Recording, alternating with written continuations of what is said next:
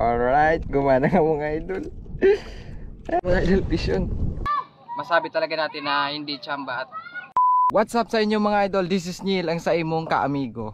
So for today's video mga idol ay nandito tayo para itry itong ating paminwit na nakita sa mga video. Ito yung tinatawag nila mga idol na bira-bira fishing. Yung nilalagyan ng bato ng ganitong palubog, yung sinker. Tapos pagkarating ng paminwit sa ilalim ay hihilahin nila at iiwan itong bato. Susubukan natin ito kung gagana ba dito sa ating karagatan dito sa area na to mga idol. Ayan, bali malalim din pala ito mga idol, mga 35 hanggang 40 meters yung lalim nito mga idol. So ayun mga idol, susubukan natin kung gagana ba ito. So ayan, let's go. So ayun mga idol, hinulog ko na yung ating paminwit. Kasama na yung ating sinker. Sana makahuli tayo dito mga idol. Ayan yung unang ano natin mga idol, walang pumansin. Ayan, ito yung pangalawa mga idol. Yan, ito pala mga idol yung ginamit kong panali dito sa ating bato. Itong karagumoy. Ayan. Ganyan lang yung ginagawa nila mga idol. Ayan, ito. Yan, tinatalian lang nila ito. Ito kasi mga idol yung magsisilbing sinker ng ating paminwit. Yan. Katapos isasabit naman nila ito mga idol dito, sabay hilahin pag nakaland na ito sa pinakailalim. Yan. So, ilulog ulit natin.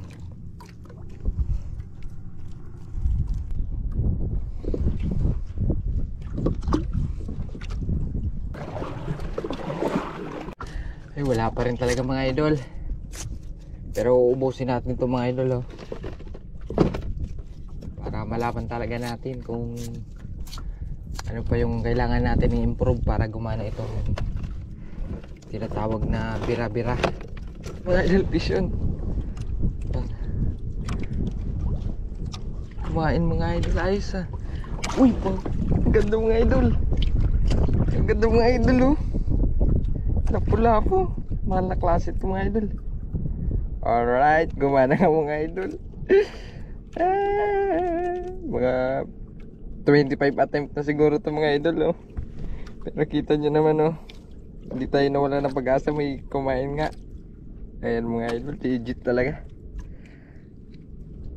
Galing ng mga bira-bira. Shoutout nga pala sa mga gamit ng ganitong style ng pamiminwit. Yan, meron naman tayong natutunan. Yan, dahil dyan mga idol, makikita pa natin kung ano dapat ang ating i-improve. No?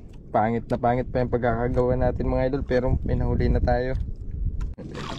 Ayan mga idol, halos hindi ko na tumatalit. Talagang na-excite tayo sa kung ano pa man ang susunod na mahuli natin mga idol.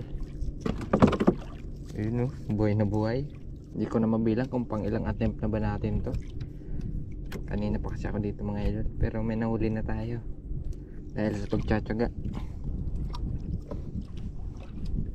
Shoutout po pala sa mga taga Bakakay dyan. Yaon na po kita rin sa area narani sa Bugyas. Ito po sa Bugyas mga idol, oh. Itong sadit-sadit na or islang ito. And shoutout po sa mga nakadyan na sa Bugyas. So ayun mga idol, ito na lang pala yung natitirang bato na ginagamit nating sinker. So ayun mga idol, at least nakita natin yung resulta na pwede pala dito sa amin yung bira-bira fishing idol. Pero maaga pa naman sana mga idol.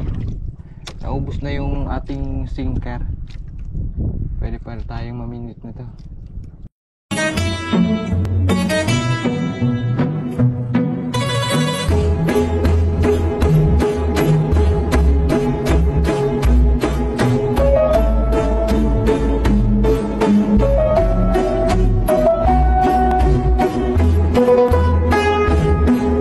so ayun nga mga idol, pinili talaga natin na makahuli pa ng isa. At ayun nga, maganda yung ating naging resulta.